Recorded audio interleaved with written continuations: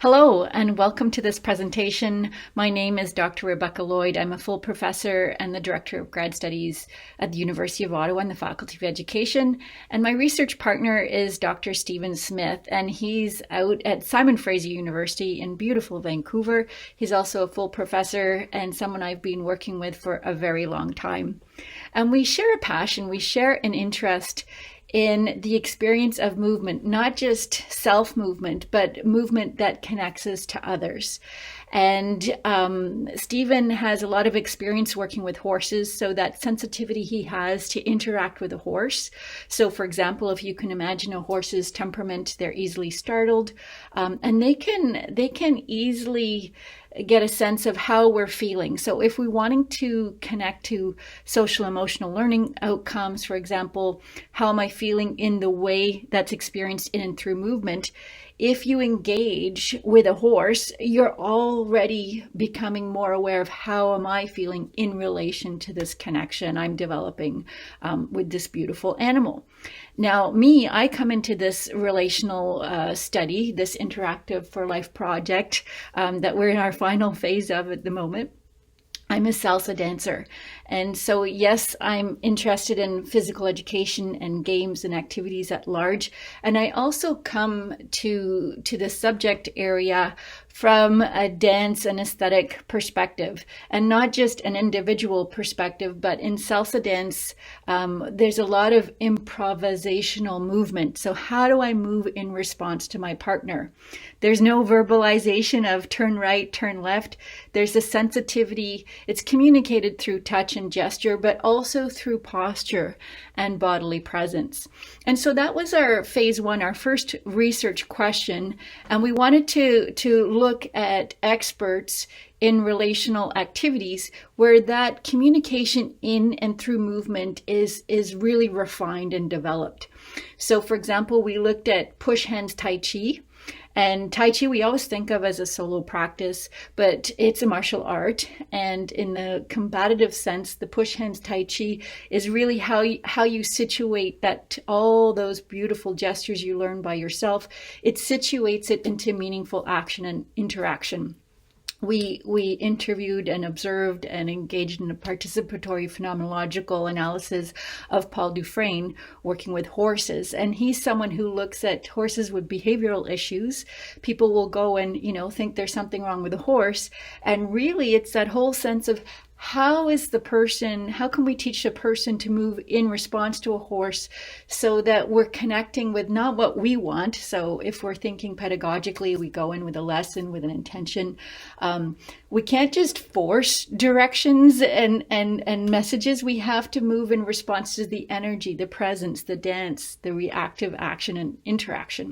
So when Paul Dufresne worked with his horses, you can see they're actually playing games. He has a big ball in I think it's called a pen, or forgive me, Stephen knows the proper terms. But when a horse is moving around in that, he does off the ground activity, and just by moving the shoulders or leaning in through space, it's almost as if the horse is feeling the touch or the gesture, as if you're actually pushing, say, on the hind legs of a horse, just by shifting and closing in that space. Wonderful patterns and interactions, and it's almost a game that he starts to play with the horse. So I encourage you to check out that documentary we created. We also interviewed two-time world salsa champion and judge Anya Kesselman. And she has a wonderful presence, and I wanted to look at agency in that particular inquiry. Sometimes when we think about the lead and follow, we think of almost like one being dominant and one being submissive, especially say in a partnered practice. But really, it's kind of that whole, when we think of, say, offensive, defensive play, it's that leveling of the playing field and the action, reaction, and the agency in the response, because there's always so many ways we can respond to when we receive a cue or a gesture. And so I looked at that sense of, do we just go with the flow, or is there a whole sense of presence and agency when we're receiving and responding to the other? And the last practice I looked at was acroyoga. And when we think about bodily consciousness, a lot of people will turn to yoga, but again, they'll think of it as a solo practice. And we were looking at those active reactive conversations and gestures that are happening when we're supporting the other, when we're relating to the other through breath, through movement, and subtle, even eye contact, for example, and how that plays into the experience. But we didn't just want to keep it into these disciplines, because we recognize in physical education we have a preference towards teaching games and sports and certain activities.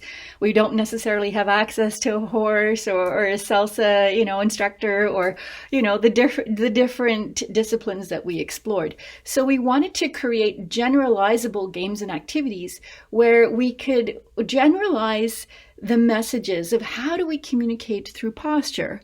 So how could we create games where we're looking at, say, off the ball activity and behavior? It's easy to think about off the ball behavior as a decision to be made. I'm in the right place at the right time. And if we look at teaching games for understanding, so for example, the games performance and assessment instrument, and I hope I said that correctly, we could almost think about decision-making or understanding the way we're approaching TGfU from a cognitive perspective. And our research just, we're not changing that. We're just saying, well, in addition to that, could we get a feeling for where we are to be in space and time? And how could we create games and activities, lead-up games and activities that accentuate the way we're connecting in and through our stance, our posture, and our presence?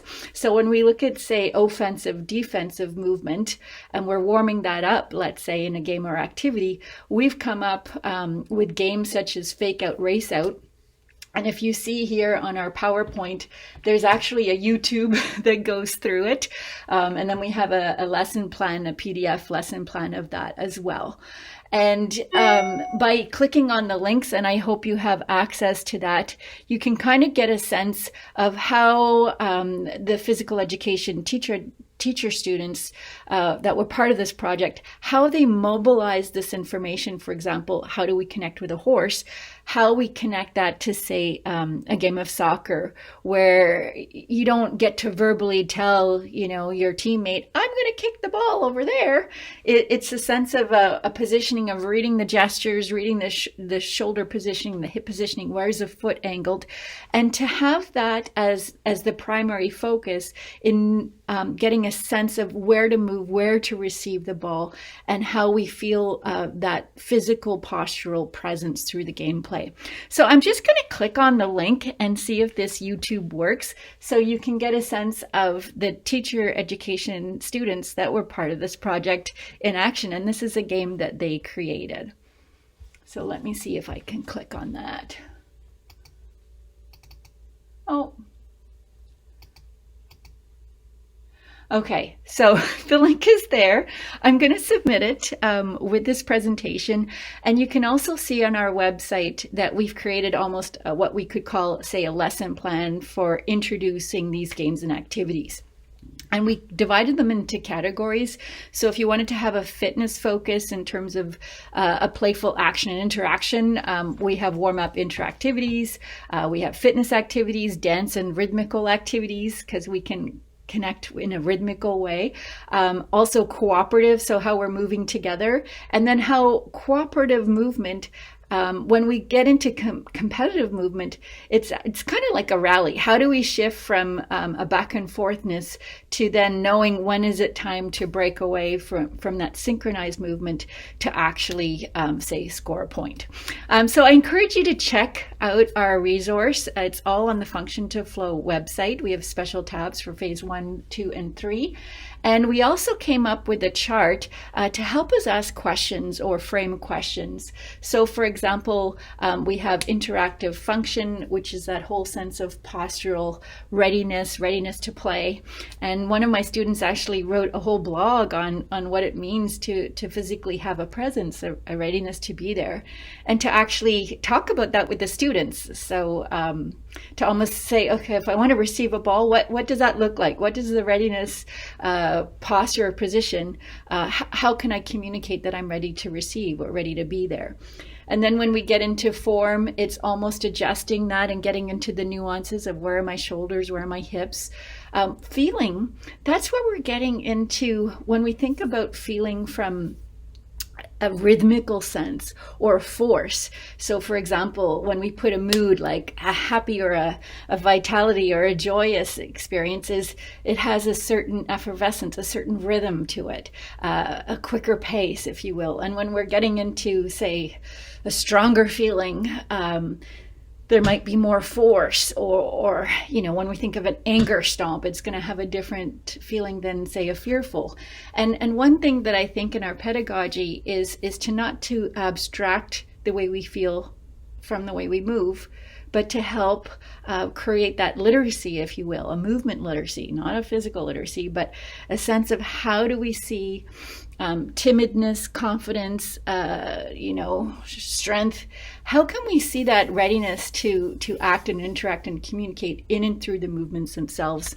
And then flow, well, that's when there's just that sense of an energy, a coming together, a life of its own, if you will, in the playing of these games and activities. And how can we create almost a pathway through movement, reading movement, attuning to each other in and through movement to create that wonderful positive experience.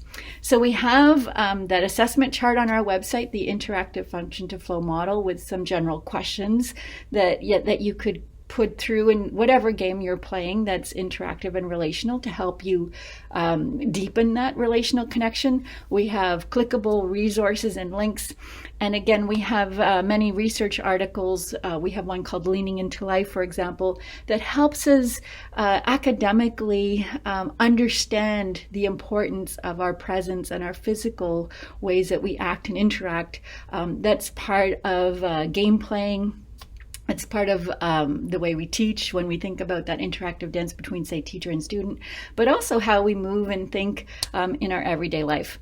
So I hope you get something out of this project. We're interested. We'd love to hear from you. My email is rloyd@uottawa.ca, and Stephen Smith is Stephen_Smith@sfu.ca. So please let us know what you think of our resource and activity, and you can also get to our social media link, which is part of Phase 3, and check out some of the videos that we've created with our physical education, teacher education students, putting all of these ideas into tangible action. So have a great day, have a great conference, and thank you so much for including our Interactive for Life project.